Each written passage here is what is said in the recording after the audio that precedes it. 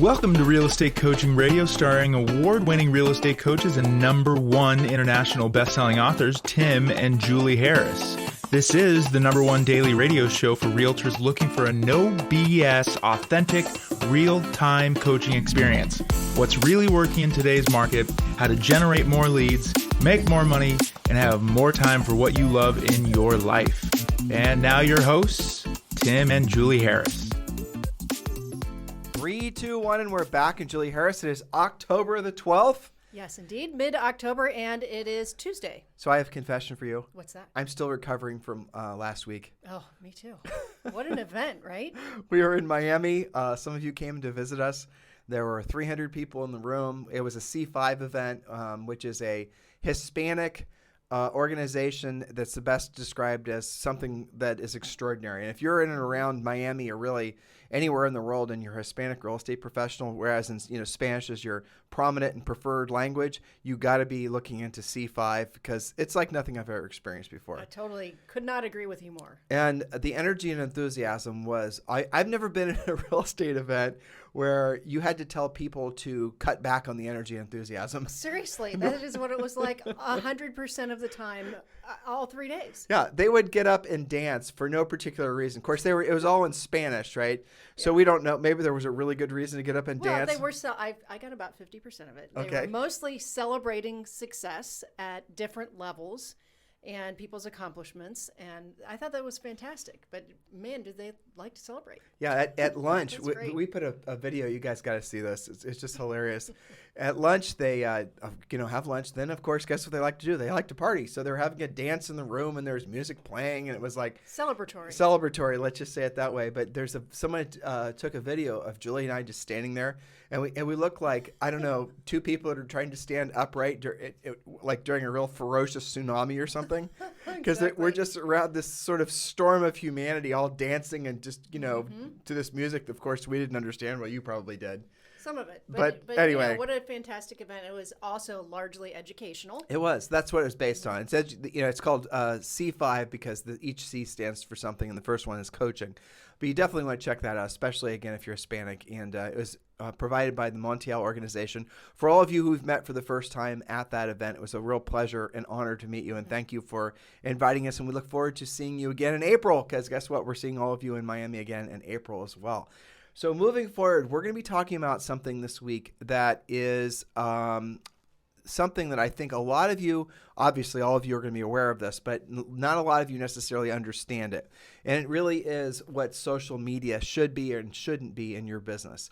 And the social media, obviously, all this is one of the biggest, most popular conversations in the real estate halls of education. Everyone likes to talk about it as some sort of replacement for real communication. Everyone likes to talk about it as some sort of, or at least present it to you as some sort of silver bullet to doing the real work of real estate. And what we're going to do today, and what we're going to do this week, is we're going to position social media in such a way that you'll understand what it is as a practical tool, and then you decide whether or not you actually want to use it. Because unlike, for example, proactive lead generation, social media really is optional, at least if you're going to engage at the highest level.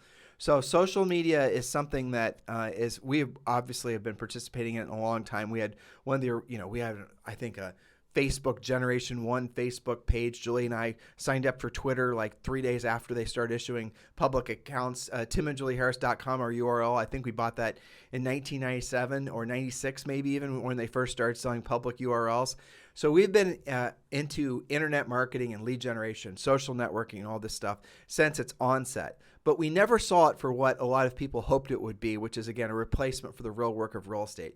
What Julie and I are going to be doing this week is we're going to go through this methodically, and we're going to explain to you in maybe more detail than you want to have, but you need to have this information so, again, you can make an educated decision on what you want to be doing with this information, social media on a whole. And you, again, decide at what level you want to engage or if you want to engage at all. So, Julie, when you were putting these notes together, yes, and we worked on this together a lot for the last 2 or 3 days, what was the dominant takeaway you had? And again, and then we'll get to part one. But what was the dominant takeaway you had, just so we can sort of condition these guys to what to expect? Question. I think that my dominant thought was that you can go really surface on it and kind of do what most people do, I think, and just post now and then when you think about it, the content that you think about at the time you think about it. Or you can really study it and drill down and do a deep dive into getting more out of that if possible. But that's it, that's not something that you can just really throw together. This has become the management of social media, whether you do it yourself. I have a second title to this, which is, what does a social media manager do anyway, right? That's a job if you want to really deep dive and systematize it. So you can stay a surface or you can deep dive as much as you want to, but I think there's a lot to it. I think it's something to be studied and polished. So you can take social media based on what you just said. You can look at it as we were when we were flying to Miami, right? And we were in seats 1A and 1B or 2A and 2B or whatever it was. And sitting right next to us was Logan Paul. Right. And Logan Paul is this huge social media influencer. He was the guy that recently fought Floyd Mayweather. But prior to that, I'm about to sneeze. Prior to that, he was a big social media influencer. Bless you. Bless me. And he, it was funny to see him sitting next to us in on the plane, because he has made his oaths being a social media megastar, basically. For sure. And anyone who's younger than us, frankly, probably anyone that's younger than us minus about 10 years, Yeah. knows who Logan Paul and his brother are. You guys can look him up online. You guys can look him up. And then across the street from us, we just discovered that, this was kind of funny, that the, what were they? Bachelor and Bachelorette? Bachelor and Bachelorette. I don't remember their names. Yeah, we've met them a bunch of times. We didn't know who they were, and our neighbor told us that they were the Bachelor and Bachelorette. We just thought they were oddly good-looking humans. Yeah, oddly, exactly. Like, who are they? Kind of unnecessarily attractive people, and we saw them walking around.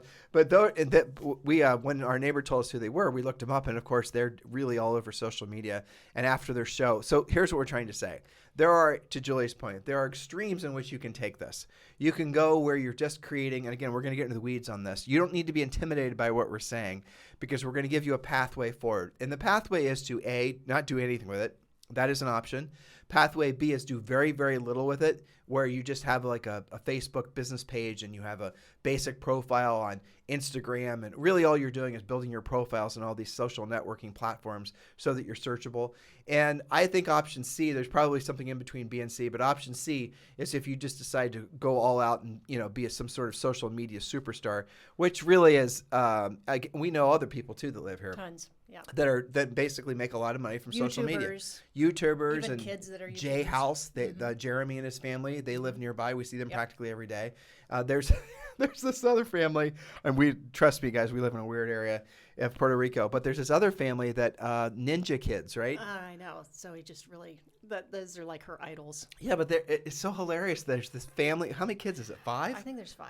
Right. This family of 5 kids, and their parents videotape them, and they've got this whole channel. Just Google it. Go on YouTube and watch Ninja Kids. Well, I wouldn't necessarily watch it if you don't want to lose some IQ points, but know that it's there, and they're making it's a thing. They're making lots of money because they get a lot of people watching. There's kids, that are Zoe's age that watch it just like we used to watch, the Cosby Show, right? And so that's really the other end of the spectrum. So somewhere in there, to nothing to you wanting to be an all-out social media superstar. That's really the broad swath of different pathways you can adopt going forward. And we're going to give you some rules. We're going to tell you some things that you shouldn't do, things you should do.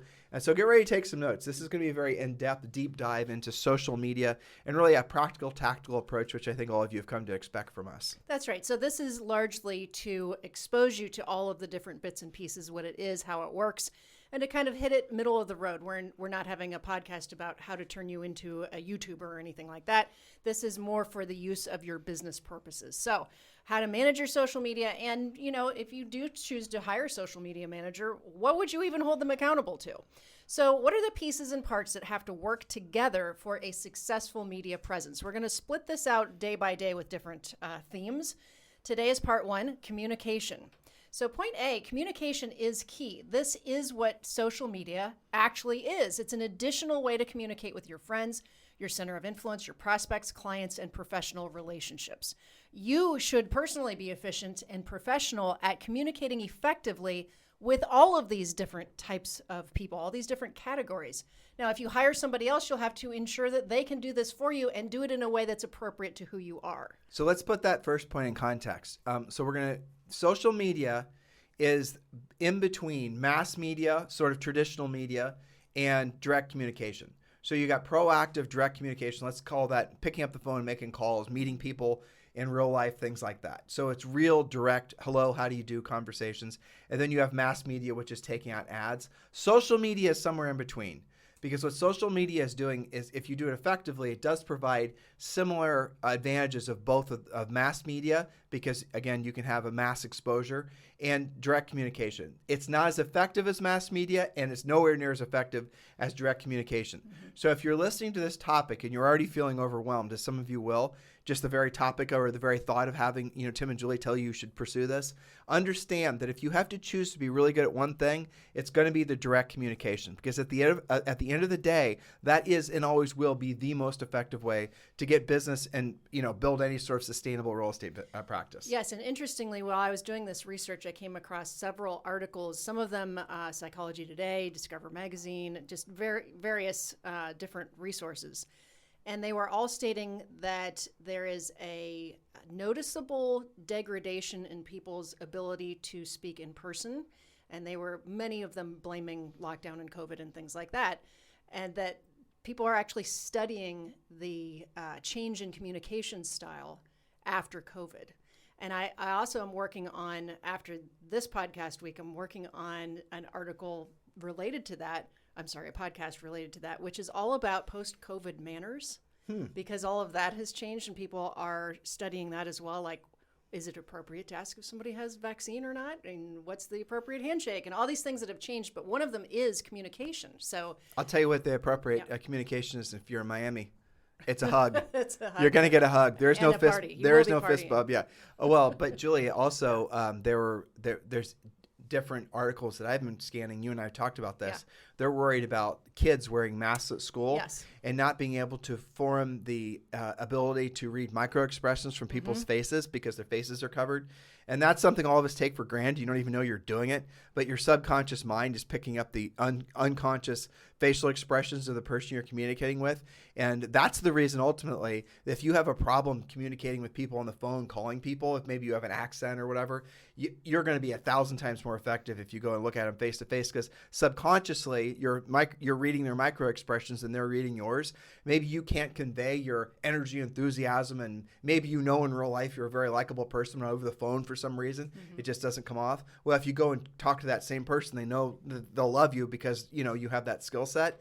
That's the thing that they're worried that's going to be lost with these sort of the masking, but also now we're talking about the social networking, especially for the younger generation. Exactly. A lot of the kids that are coming up today, by kids I mean 20s and whatnot, they haven't learned the skill set, and they're going to be in a disadvantage for the older generation, or even their generation, that are learning how to have direct, effective communications, that are willing to learn how to have conversation outline, aka scripted conversations, in a sales environment. Those people are going to have the unfair advantage, not the people that know how to make a really good TikTok video. To your original point, if you have to choose, be good communicating in person. Yep. And furthermore, if it's interesting too, if you take all this in consideration, it's very reasonable to expect, or to have the expectation rather, that people who know how to effectively communicate face-to-face or over the phone will have an enormous unfair advantage in the marketplace, not just selling, but in life in general. For sure. Because everyone else is so used to throwing out a gift, to express their emotions, right? They're not used to actually using words to express their emotions. Yeah, I mean, I think you're going to hear more about this because it's being heavily studied right now. It is fascinating. So it really is. So, okay, so back to our theme of communication with the social media. Typical things you must be good at to be effective communicating on social. Okay, so there's 3 mini points here to work on. First one is identify current events which are interesting and impactful to your social followers. Housing news, mortgage news, inventory trends, new construction. Provide something of value consistently. And I might throw on also maybe something entertaining. We know that people like to read about celebrity housing, for example, but things that might be affecting them. So what's happening with mortgage news and inventory trends? And what about that new construction area around the corner? Things that your followers should be caring about with regards to real estate. I would be careful using, I don't know really how far this goes, but Julie mentioned celebrity news. Don't use copywritten pictures, for example, on Instagram. Excellent point. Yeah, be very, very careful of using any copywritten pictures, and you can assume any picture you find on Google News or all any of these other outlets Google Images or any of these other outlets, they're copywritten. Even though they're available there, don't think that you might not run afoul of somebody who owns a copyright on that image. So do not be using scraped pictures off the internet for your social media. That will, we've had that problem happen twice.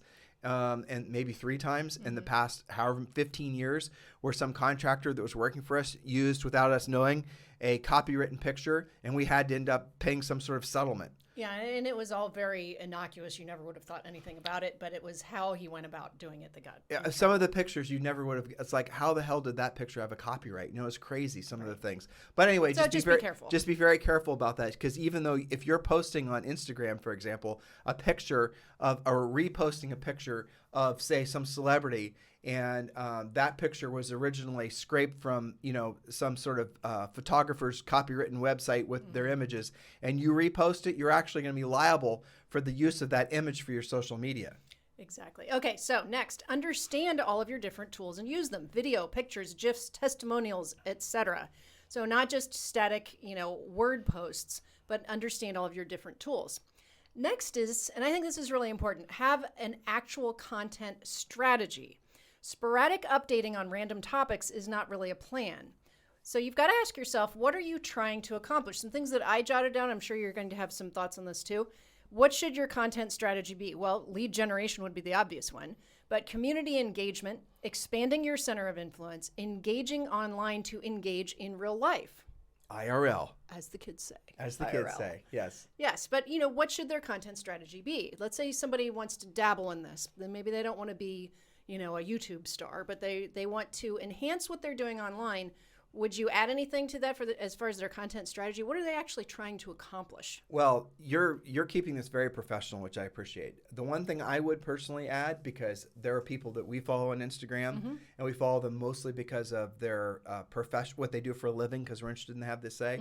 But the article or the content when they post something that's of more of a personal nature is always more interesting than if they're drawing on about their usual topic. And you and I are interested in a whole wide variety of things intentionally, right? We go out of our wheelhouse to physicists and all kinds of weird things just to keep our brains, elastic. And and when they post a picture of their cat eating their pencil while they're trying to write some dissertation, that's kind of fascinating. Yes. It's fun. It's good to sprinkle that in and keep it real, right? You are a real person after all.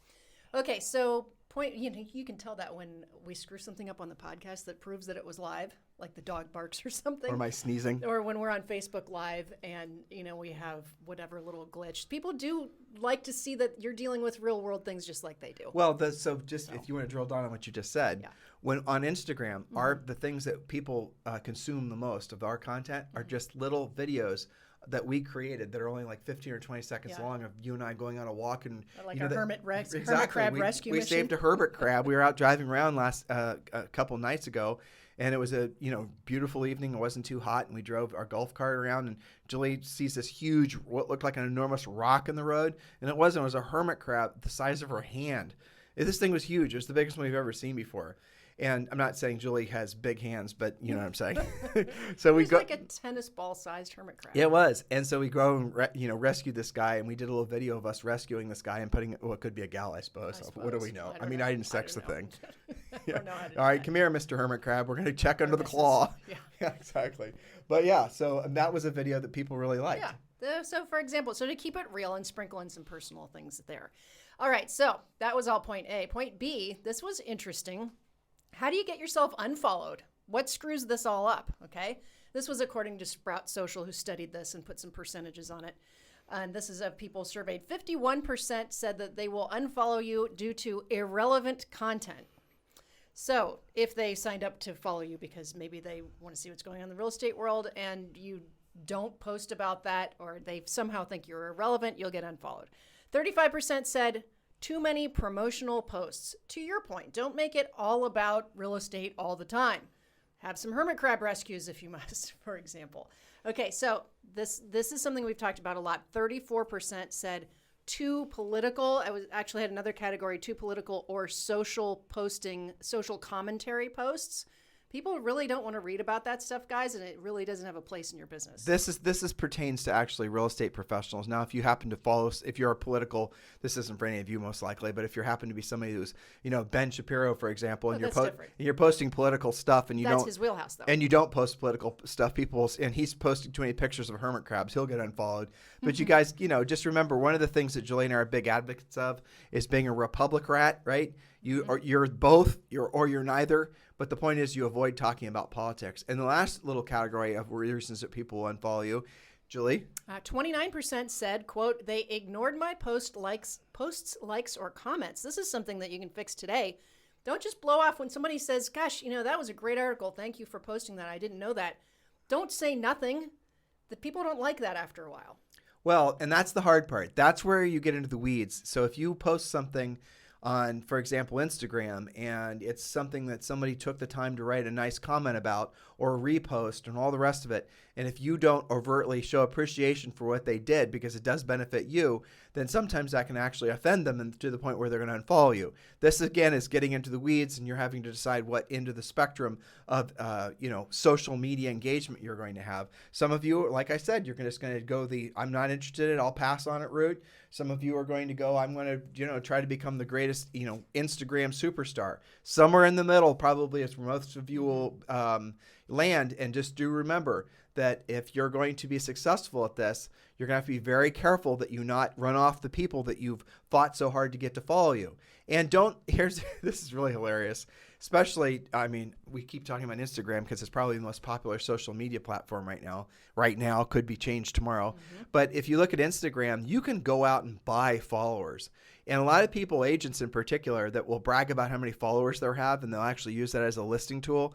If you get into their social media, if you get into their Instagram, and you see that they have a bunch of followers from all over the world, that there's no way that agent is attracting people from Kazakhstan or whatever to talk about real estate in Peoria, Illinois. Mm-hmm. So they bought those followers. And so what's the point? Is it just to have these bragging right numbers? Well, no. It's about having a small group, relatively small group of people that read your content, that are engaging with your content.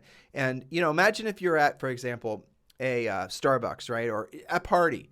And there's at some point the party's going to become so popular, it's going to be impossible for you to have any sort of even basic conversation with anyone in the room because there's going to be too many people, too much noise, too many things going on. So don't think the way you win at this, especially as a real estate professional, is to have billions of followers. Again, unless you're trying to become Logan Paul. And if you're not trying to become Logan Paul, then having a smaller, dedicated group of people that are listening to what you say and are actually engaging with what you say, people that are actually friends of yours that care about what you have to say. They could be first-degree friends, people you actually know, friends of the friends or friends of the friends of the friends. But as long as they're in the wheelhouse of your community and where you wish to sell real estate, then you're going to win because you're going to start, essentially forcing yourself into their minds as being a reliable, relevant real estate professional. Well, one of the good byproducts of being decent at this, when you're posting a lot on your social and you're paying attention to some of these rules that we're laying out for you guys, is that when you, not if, but when you actually make those real world live calls to your past clients and centers of influence, they go so much more smoothly if you know what's been going on with them. You pay attention to what they're posting. And likewise, too. Some of them are going to be real social media junkies, and they're going to be – when Julie and I got back from our trip around the country, the Harris U.S. tour, and a lot of you guys were following us on Instagram, we were running into people that we had to remind ourselves that we were posting like we were on Instagram in particular, and people had this unusual, I don't even know what the words are, but they knew where we were. They knew what we'd seen. They were asking us questions, and some of these people we only sort of knew. We were just sitting at a restaurant, and we started having a conversation with a really nice guy named Bill, and he was asking us about Montana. And my first thought was, how the hell do you know we're in Montana?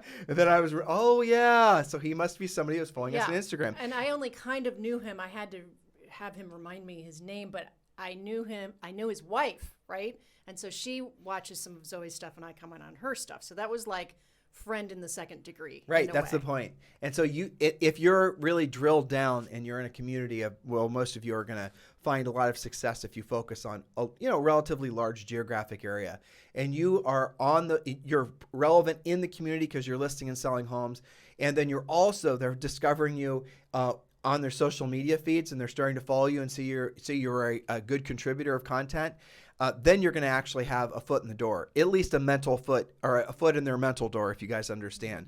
But none of this is ever going to replace direct communication, your ability to actually sell. You could have the best social media presence ever. You could have basically had something that was just next generation social media, beautiful pictures and the rest of it. But if you don't know how to overcome objections, if you don't know how to be competitive with winning a listing, if you don't know how to essentially create a solid set of USPs for your real estate business, it's all for naught. That's the reason that Julie and I will never say anything other than this. You have to be a proactive lead generator. Part and parcel of being a proactive lead generator is learning how to sell. The word is sell. Sell is solving somebody else's problems. That's all selling is. You're solving a problem that they're willing to pay you to solve for them. That's what really, guys, that's selling is nothing more complicated than that. You're being of service to other people. That's what our coaching program is about.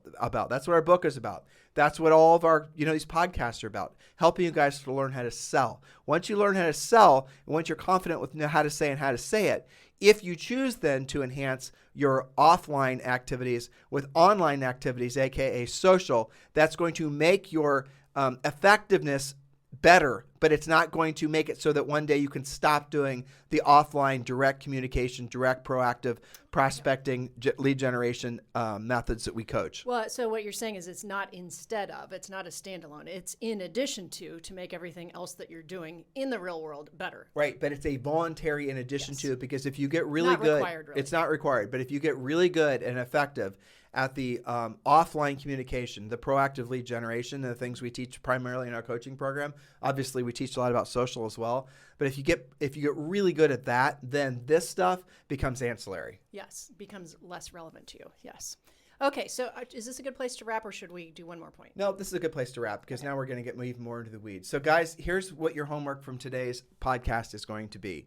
If you're using social media now, how are you using it? Do a little social media audit yourself and just go check to see how many people have messaged you and you actually haven't messaged them back. Decide what your level of commitment is going to be.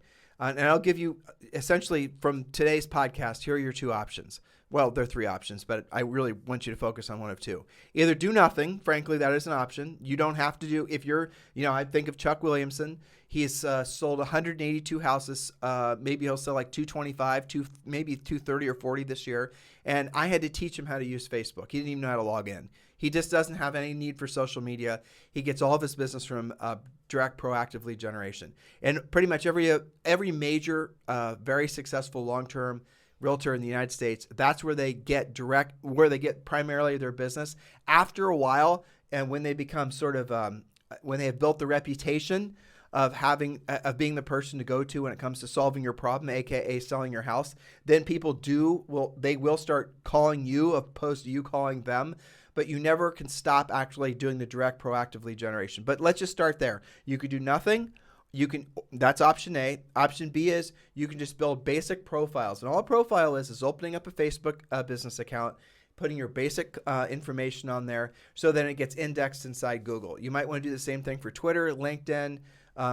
You might want to do the same thing for Instagram. What's the other one? That one where people put up pictures of Pinterest, yeah. Mm-hmm. So those are really the only ones that you should really focus too much on creating profiles. And then the other end of it is going to be start creating media. Now, when you get to the creation of media, we're going to talk about that. You can do it yourself. And if you're going to do it yourself, we're going to give you some suggestions, which Julie already did, of what you can actually create. But you're going to have to do it on a schedule, and you're going to have to start working it into your daily routine. And there's secrets to how much you post or how much you don't post. There's secrets to all that stuff. Or you can hire someone to do it for you. The hired accounts are obvious, though, I have to tell you. I would agree with that. Yeah, it's always the same basic flavor of impersonal sort of, nothingness. Mm-hmm. And those are going to be, so if you're thinking, well, I'm going to do this, Tim, but I'm just going to basically give my credit card number to somebody and they're going to start pumping out all the social media content, I would suggest that you just go back to the second option, which was just creating profiles and basically keeping it so you just post now and then. Because if you start spending money to create to have someone else put up sort of statutory content that's really boring and blah. Well, don't you stop looking at that after a while? It's actually going to work against you. That's my point. Yeah. And on top of that, you've spent money to get it to work against you. Right. And it'll work against you because it's just going to make you seem very unoriginal, Kinda uncreative, and kind of lazy. Right. Exactly. So those are your options from today, but we're going to get into the weeds about what else you should be talking about. Let me rewind just a step, because one of the things that you just said was build the profiles. I have to say, please finish your profiles. Yeah. Actually post pictures of yourself. Actually fill out the profile questions. Where'd you go to school? That kind of stuff. And have all the profiles be identical too. Exactly. Because, I mean, what do you think when we research agents all the time because they're joining our coaching program. Or they're joining our EXP group. Exactly. So you Google them, find out, who is this person I'm about to call?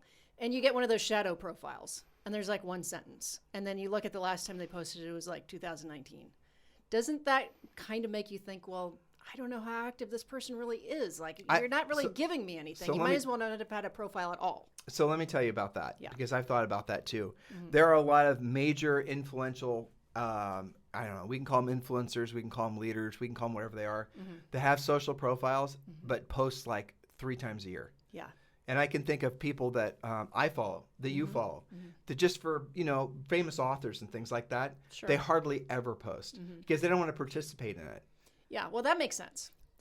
All I'm saying is if you're going to try to get something out of those platforms, to not just kind of dabble with it. If you're going to do profiles, make your profiles mean something. All a profile is basically setting up like your name is going to the directory, to use old school language, right? That's all it is. Your name, your phone numbers, use the same phone number, use the same name, use the same forms of communication, make everything very, very consistent. And yeah, that's pretty much, if that's the baseline of what you're going to do, that's what we would do. This, really at the end of the day, again, social media is something that's designed to be social, right? And that implies that it's not real work, aka social, opposed to say work media. Yeah. So just keep that in mind. I don't think that would survive if you actually called it work media. No, it wouldn't. And good. And something else that's kind of worth mentioning, just because of all the political hoo-ha and brouhaha and silliness. Social media is not good or bad. There's no intrinsic good or bad. It's not malevolent. There's nothing inherently. Nothing baked into it.